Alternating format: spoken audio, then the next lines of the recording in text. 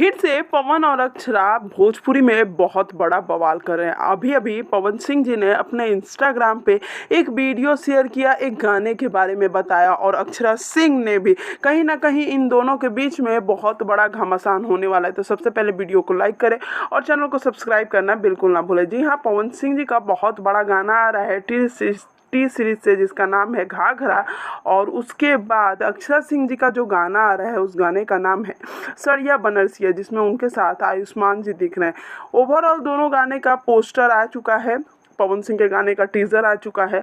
अक्षरा सिंह ने अपने गाने का पोस्टर जैसे ही लगाया, उनके लोगों ने तो भर भर कर तारीफें शुरू कर दी।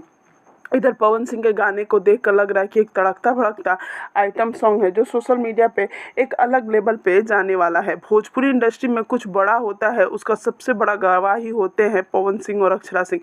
फिर से कुछ ऐसा ही करने वाले हैं, तो बस तैयार हो जाए। जैसे ही गाने का रिलीजिंग डेट आता है, मैं आप तक ज़रूर लेकर आऊँगी।